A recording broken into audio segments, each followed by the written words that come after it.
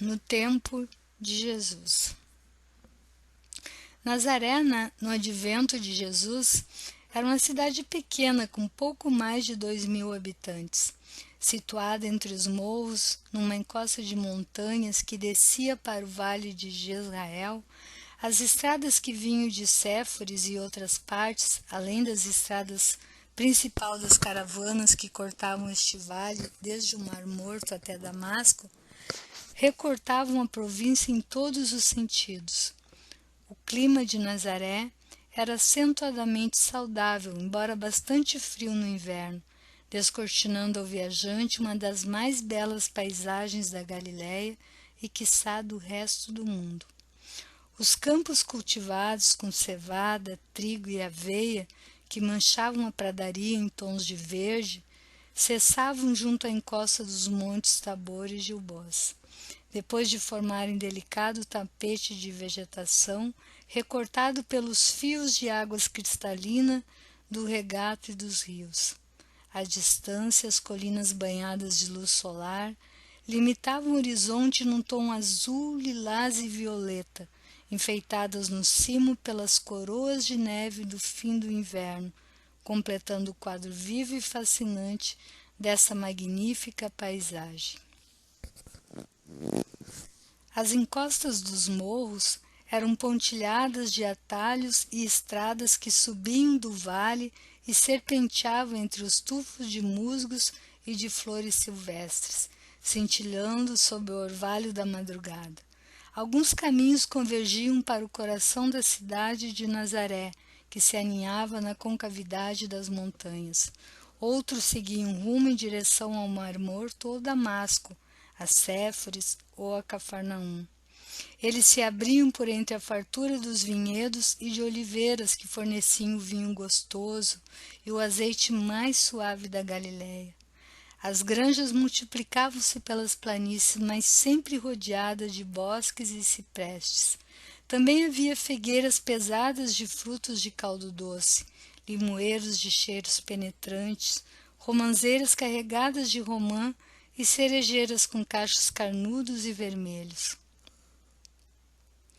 Ao redor da cidade de Nazaré, formando caprichoso cinturão, esparramavam-se as casas de madeiras de lei, constituída principalmente de cedro de Líbano, que se misturavam às cabanas bem feitas e às palhoças de barros batidos cobertas com folhas de palmeira. As margens das estradas principais, sempre povoadas de caravaneiros, rabis, mercadores, soldados, coletores de impostos e povos de todas as raças. Os bons galileus haviam construído poços de águas e ranchos com ferragens e feno fresco para os animais cansados. As hospedarias, ambas remuneradas, eram acessíveis ao bolso de todos os viajantes, pois a qualquer hora os retardatários encontravam um bom caldo de peixe, sopa suculenta de hortaliça com muito alho e cebola, carne assada, farinha cheirosa para o pirão de peixe seco a salgado, o pão de trigo de centeio fresco e saboroso, além de travessa com fartura de salada com o melhor azeite do lugar. Sobre a mesa, a bilha de vinho exalava o odor da uva madura. Na sobremesa havia figos melosos e macios, pêssegos aveludados e tâmaras de Jericó. Maria era um espírito amoroso, terno e paciente, completamente liberta do personalismo tão próprio das almas primárias e sem se escravizar à ancestralidade da carne. Possuía virtudes excelsas, oriundas do seu elevado grau espiritual. Cumpria seus deveres domésticos e se devotava heroicamente à criação da prole numerosa, tão preocupada da sua própria ventura como um bom aluno que aceita as lições de alfabetização, mas não se escraviza à materialidade da escola.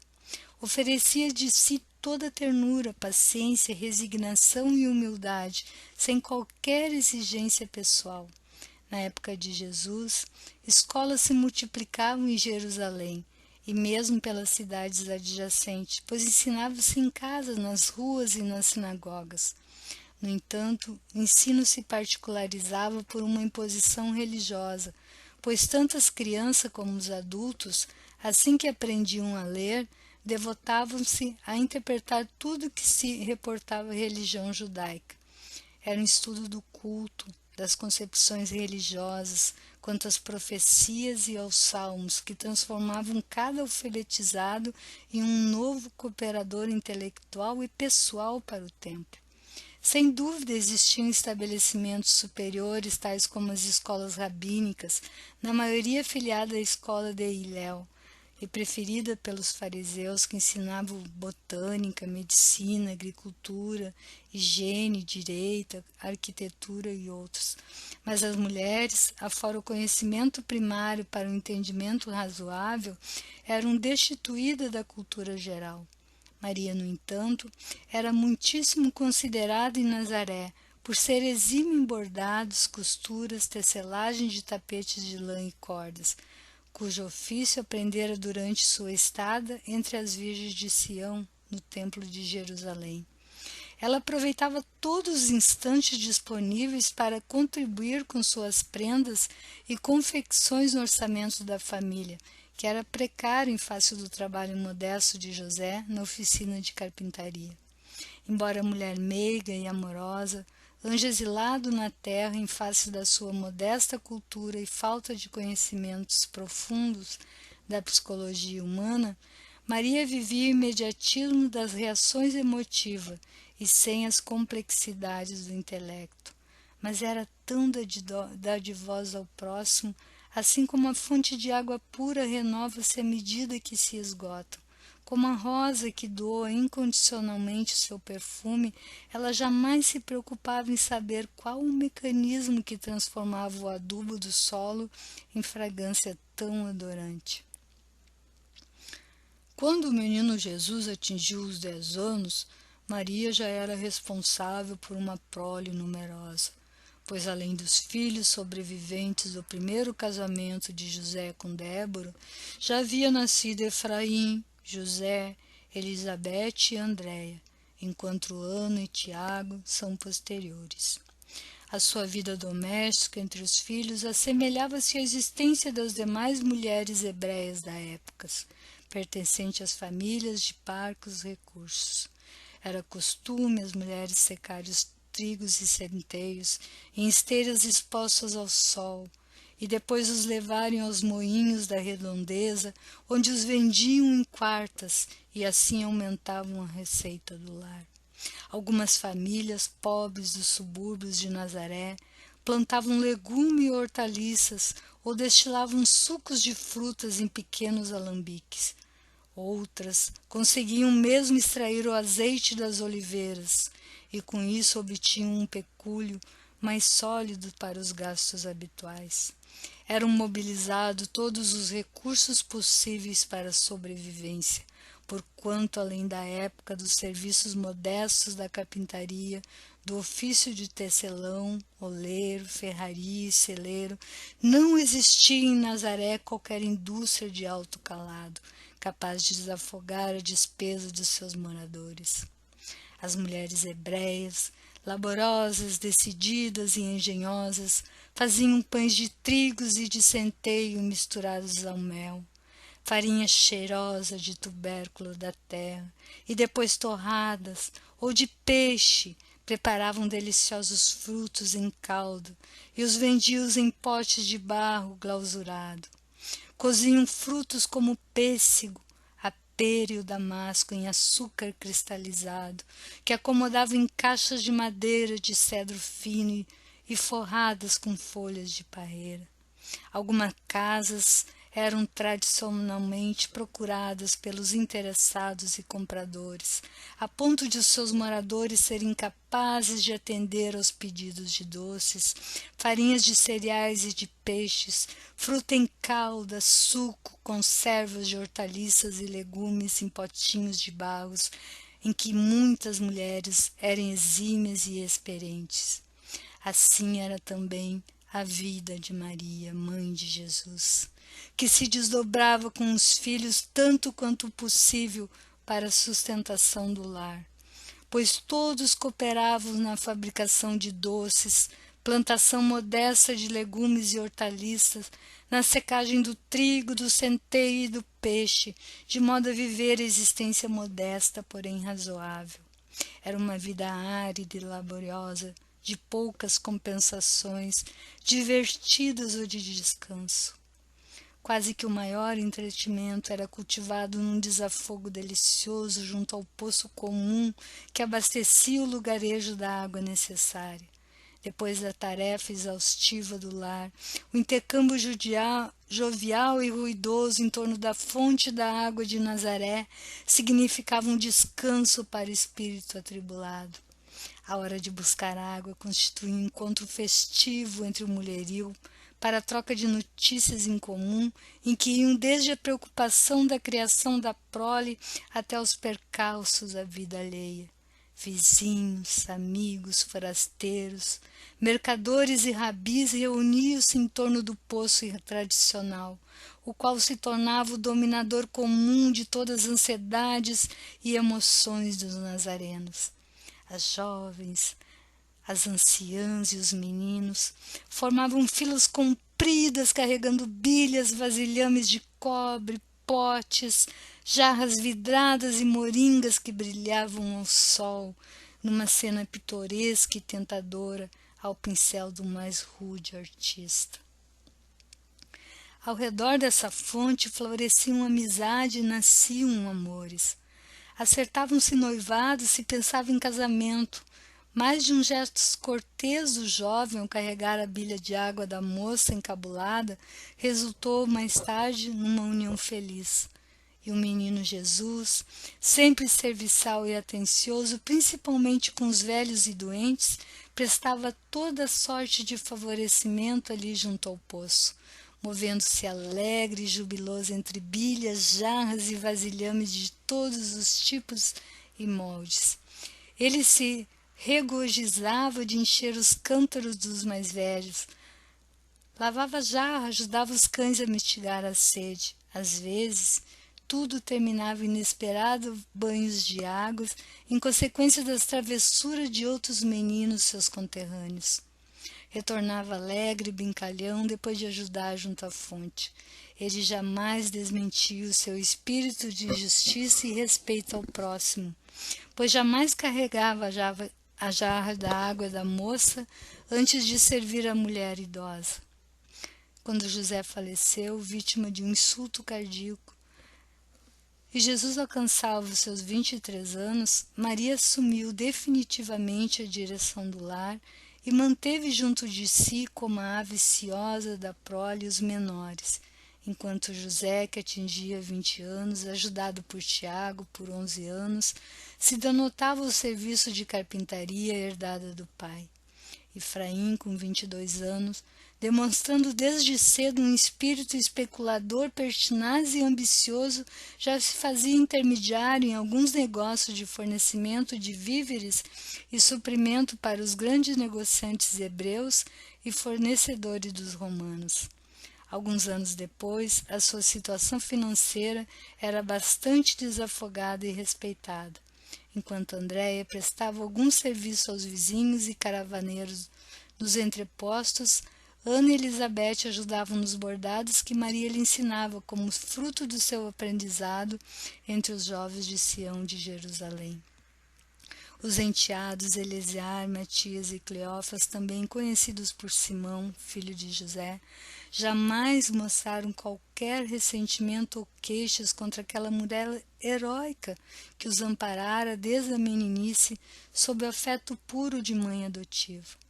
Assim, transcorreu-lhe a vida, até que João, o evangelista, levou-a para Éfeso, já bastante idosa, onde mais tarde desencarnou, depois de ter atendido a todas as criaturas, transmitindo-lhes o mais puro sentimento de ternura e amor em homenagem ao Filho querido, sucumbido na cruz para redimir o homem. Em torno dela reuniram-se os tristes, os desamparados, doentes, ainda esperançosos da presença espiritual do amado Mestre e da cura dos seus males.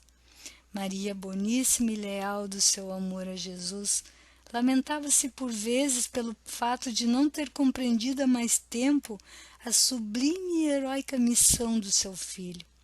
Entre os discípulos e seguidores do Cristo Jesus, velhinha e exausta, certo dia desencarnou, libertando-se da matéria opressiva.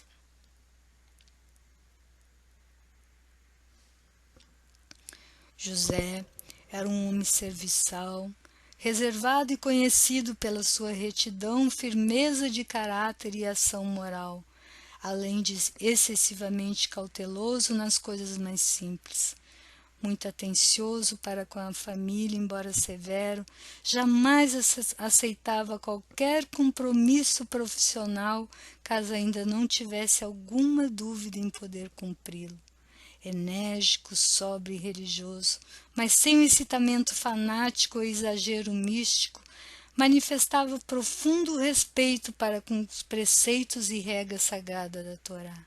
Era também um terapeuta externo da coletividade dos essênios, pois atendia os necessitados através de um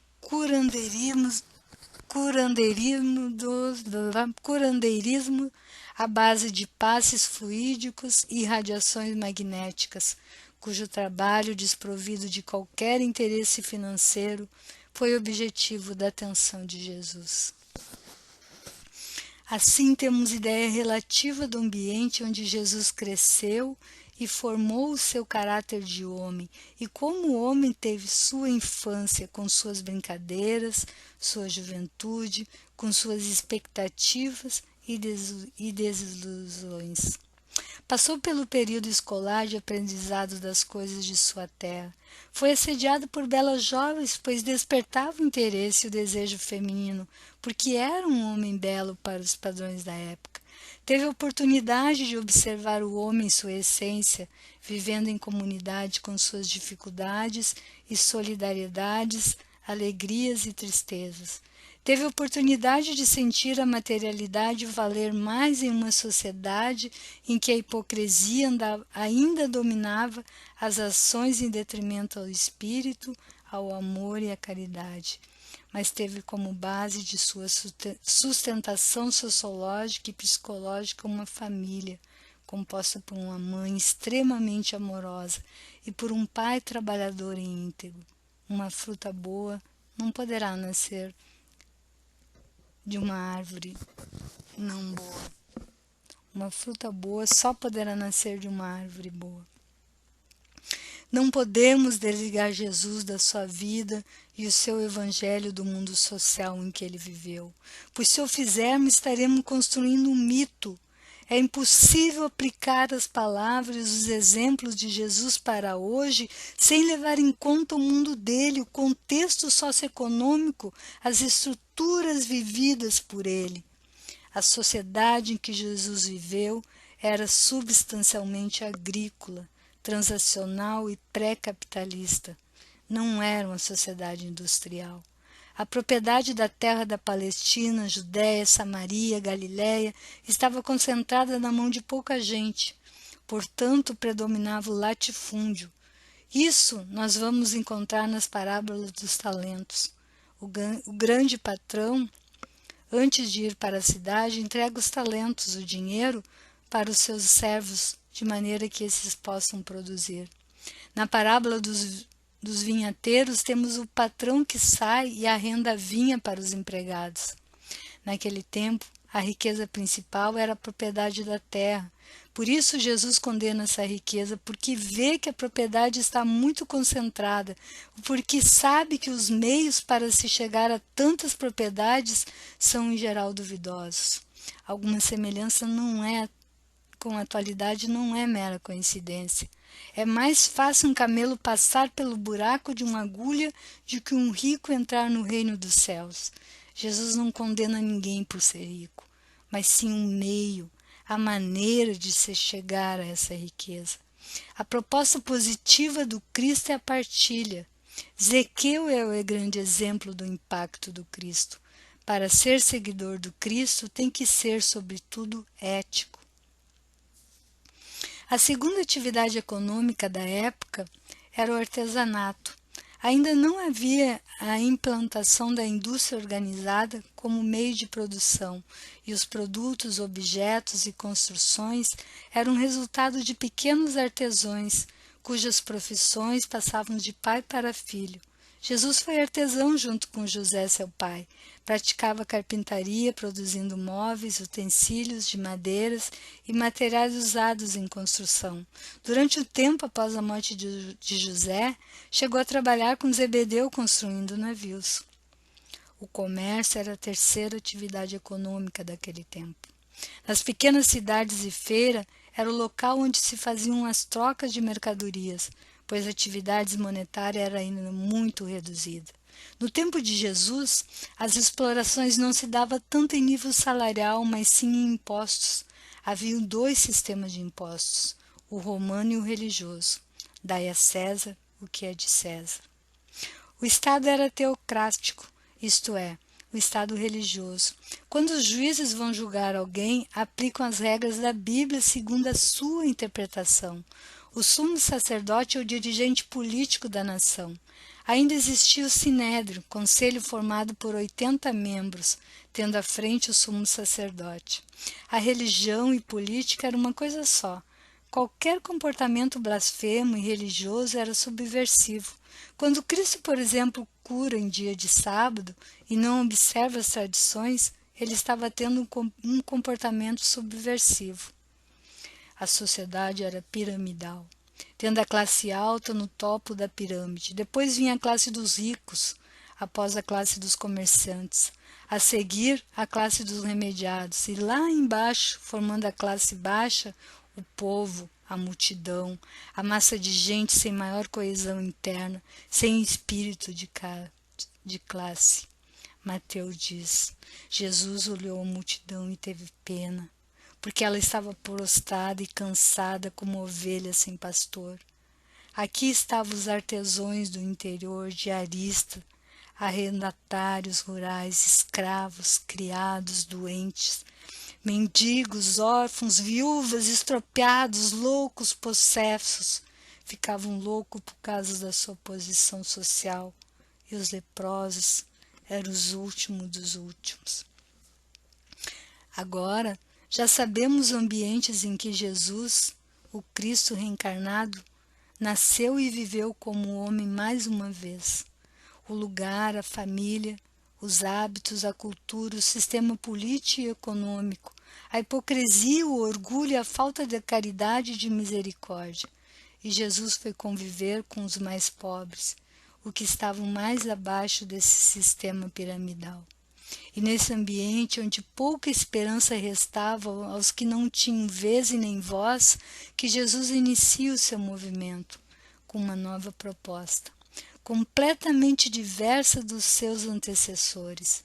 Não seria ele um Moisés, nem um João Batista, mas sim aquele que trazia uma boa nova, o Evangelho. Uma notícia alvissaceira, mercê de um espírito dos mais evoluídos do universo, da sua adaptação perispiritual a uma região previamente escolhida e da sua missão espiritual, precisamos e devemos analisar os aspectos sociológicos, psicológicos e culturais que acontecem depois de Jesus. O caldo crístico, o eco da sua voz e o brilho do seu olhar não só permanecem após a cruz, mas crescem numa proporção jamais imaginada por seus seguidores.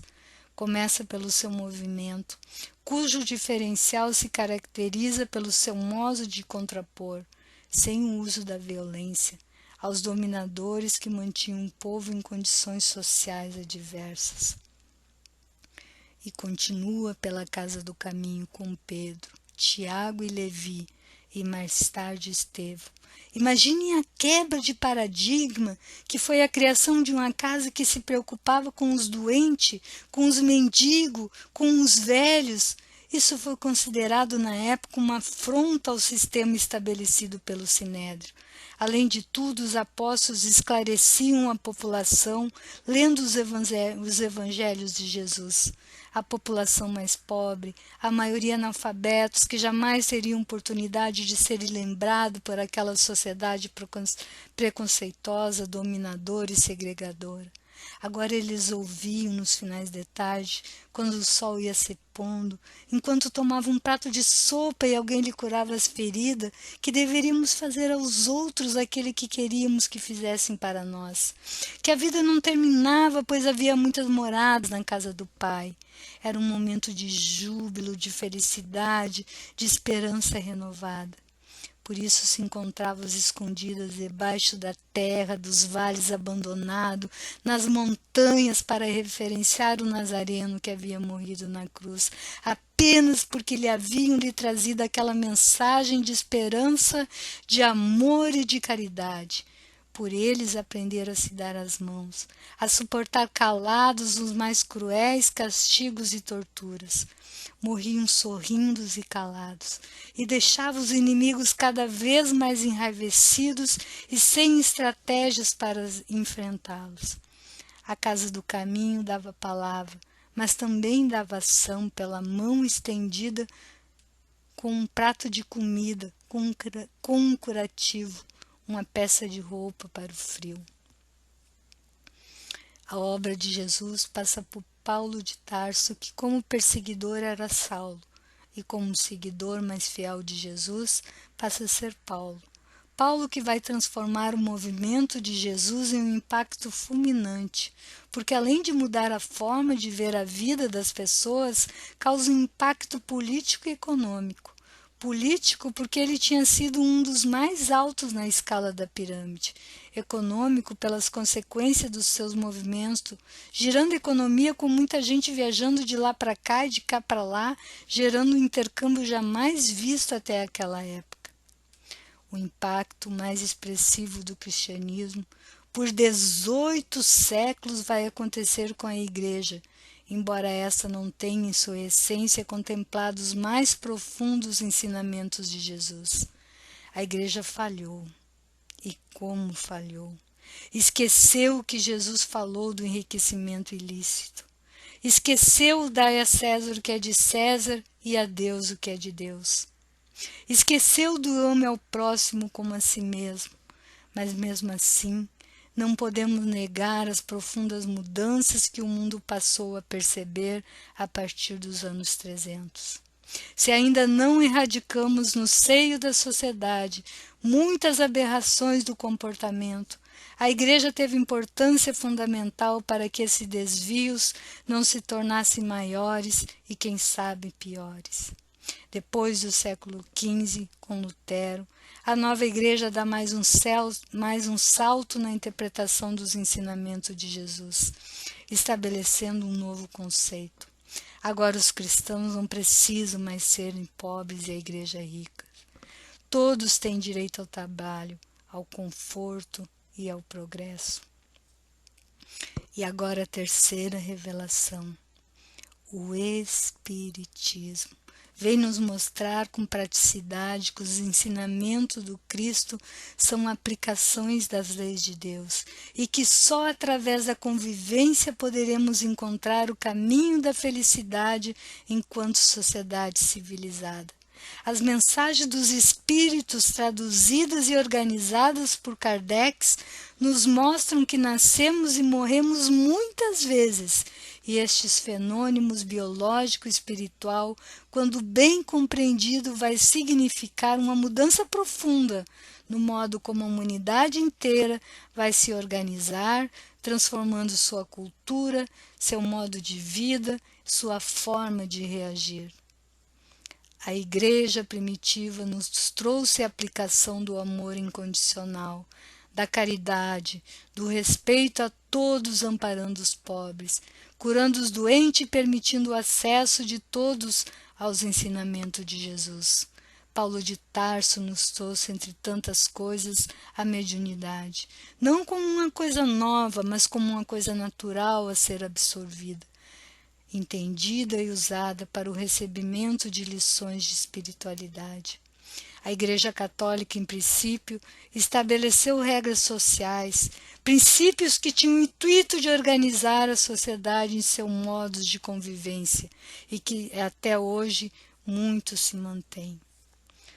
Tudo o que os evangelhos relatam a respeito do que Jesus disse, em particular e em público, ele poderia ter dito em 2 horas, escreveu o tradutor bíblico Edgar Goodspeed. No entanto, esse pouco foi tão emocionante, motivador e profundo que se pode dizer com segurança que nunca ninguém influenciou tanto o mundo. Quando terminou o seu ministério terrestre, Jesus Cristo tinha 120 seguidores entre homens e mulheres. Atualmente, mais de 2 bilhões de pessoas afirmam ser cristãos. Outros milhões consideram Jesus um profeta. Seu ensino realmente influenciaram a humanidade de maneira extraordinária. A influência mundial de Jesus foi reconhecida até mesmo por líderes não cristãos. Por exemplo, o rabino judeu Haim Enilou escreveu: Jesus tornou-se a figura mais popular, mais estudada, mais influente na história religiosa da humanidade. Enilou também declarou: quem pode calcular tudo o que Jesus significou para a humanidade? O amor que ele inspirou, o consolo que deu, o bem que fez, a esperança e a alegria que suscitou, isso não tem comparação na história humana. Entre as grandes personalidades que a humanidade já produziu, ninguém jamais chegou nem perto do carisma e da influência universal de Jesus. Ele se tornou o personagem mais fascinante da história. O líder hindu Mahatma Gandhi disse: não conheço ninguém que tenha feito mais para a humanidade do que Jesus. Não conheço ninguém que tenha feito mais para a humanidade do que Jesus. De fato, não há nada de errado no cristianismo. No entanto, ele acrescentou: o problema são vocês, cristãos. Vocês nem começaram a viver segundo os seus próprios ensinos. A cristandade tem um longo histórico de atos que demonstra que não viveu à altura dos ensinamentos de Jesus. Jesus nunca estendeu sua ação para além do judaísmo. Embora sua simpatia por todos desprezado pela ortodoxia o levasse a admitir pagãos do reino de Deus, embora tenha residido por mais uma vez em terra pagã e 1 ou 2 vezes tenha sido surpreendido em conversas benevolentes com infiéis, pode-se dizer que em sua vida decorreu inteiramente dentro do pequeno mundo muito fechado em que nascera. Os países gregos e romanos não ouviram falar dele. Seu nome só figura entre os autores profanos 100 anos mais tarde, e mesmo assim de maneira indireta, a respeito dos movimentos sediosos provocados por sua doutrina ou das perseguições que seus seguidores sofreram. No próprio seio do judaísmo, Jesus não me impressionou por muito tempo. Filon, que morreu por volta dos anos 50, nem tem notícia dele. Joséfo, nascido em 37, tendo escrito pelo fim do século, menciona sua execução em algumas linhas como acontecimento sem importância secundária na enumeração das seitas do seu tempo. Ele emite os cristãos. Justo de Tibériades, historiador contemporâneo de Joséfo, não mencionou o nome de Jesus. Por outro lado, a Mishnah não oferece nenhum vestígio da nova escola. As passagens dos 2 gemares, nas quais o fundador do cristianismo é citado, só foram redigidas diante do século IV ou V. A obra essencial de Jesus foi criar em torno de si um círculo de discípulos no quais ele inspirava uma dedicação sem limite e no seio do quais ele depositou o germe de sua doutrina. Ter-se feito amar, a tal ponto que após a sua morte não se parava de amá-lo. Eis a obra-prima de Jesus e o que mais tocou seus contemporâneos. Sua doutrina é de tal modo tão pouco dogmática que ele pouco pensou em escrevê-la nem em fazer ser escrita. Seus discípulos seguiam não acreditando nisso ou naquilo, mas ligando-se à sua pessoa e amando. Algumas frases recolhidas a partir das lembranças dos seus ouvintes e principalmente seu tipo moral e a impressão que ele deixava foram o que restou dele. Jesus não é um fundador de dogmas, um inventor de símbolo, o iniciador do mundo para um espírito novo. Os menos cristãos dos homens foram de um lado os doutores da igreja grega, que a partir do século IV puseram o cristianismo em um caminho de pueris discussões metafísicas, e de outro lado os escolásticos da Idade Média Latina, que quiseram tirar do Evangelho os milhares de artigos de uma suma colossal. Aderir a Jesus visando ao reino de Deus, eis o que se chamou inicialmente ser cristão. Desse modo, não se compreende por um destino excepcional o cristianismo puro, ainda se apresenta ao cabo de 21 séculos como o caráter de uma religião universal e eterna. É que, na verdade, a religião de Jesus é, sob certo ponto de vista, a religião definitiva. Fruto de um movimento de almas perfeitamente espontâneo, despido desde o nascimento de qualquer opressão dogmática, tendo lutado 300 anos pela liberdade de consciência. O cristianismo, apesar das quedas que se seguiram, ainda recolhe os frutos dessa excelente origem. Para se renovar, basta recorrer ao Evangelho. O reino de Deus, tal como concebemos, difere notavelmente da aparição sobrenatural que os primeiros cristãos esperavam ver surgir das nuvens. Mas o sentimento que Jesus introduziu no mundo é bem o nosso. Seu perfeito idealismo é a mais alta regra da vida desapegada e virtuosa. Ele criou o céu das almas puras, onde se encontra o que se procura em vão na terra. A perfeita nobreza dos filhos de Deus, a santidade confirmada, a total abstração dos pecados do mundo. A liberdade, enfim, que a sociedade real exclui como impossibilidade e que só se amplia no domínio do pensamento. O grande mestre dos que se refugiam nesse paraíso ideal ainda é Jesus. Ele foi o primeiro a proclamar a realeza do Espírito, o primeiro a dizer, pelo menos por seus atos, meu reino não é deste mundo. A fundação da verdadeira religião é bem obra sua. Depois dele, basta apenas desenvolvê-la e fecundá-la. Deste modo, o cristianismo tornou-se quase sinônimo de religião. Tudo que fizer fora desse grande e boa tradição cristã será estéril. Jesus fundou a religião na humanidade, como Sócrates nela fundou a filosofia, como nela Aristóteles fundou a ciência. Houve filosofia antes de Sócrates e ciência antes de Aristóteles. Desde Sócrates e Aristóteles, a filosofia e a ciência fizeram progressos enormes, mas tudo foi construído sob o alicerce que eles estabeleceram. Da mesma forma, antes de Jesus, o pensamento religioso atravessara muitas revoluções. Desde Jesus, ele fez grandes conquistas. Contudo, nada se saiu nem se sairá da noção essencial que Jesus criou. Ele fixou para sempre a maneira como deve ser o culto puro. A religião de Jesus não é limitada. A igreja teve suas épocas e sua fase. Ela se fechou em símbolos que só terão um tempo. Jesus fundou a religião absoluta, não excluindo nada, não determinando nada que não fosse sentimento. Esses símbolos não são dogmas fixos, são imagens suscetíveis de interpretações indefinidas. Em vão se buscará uma proposição teológica do Evangelho.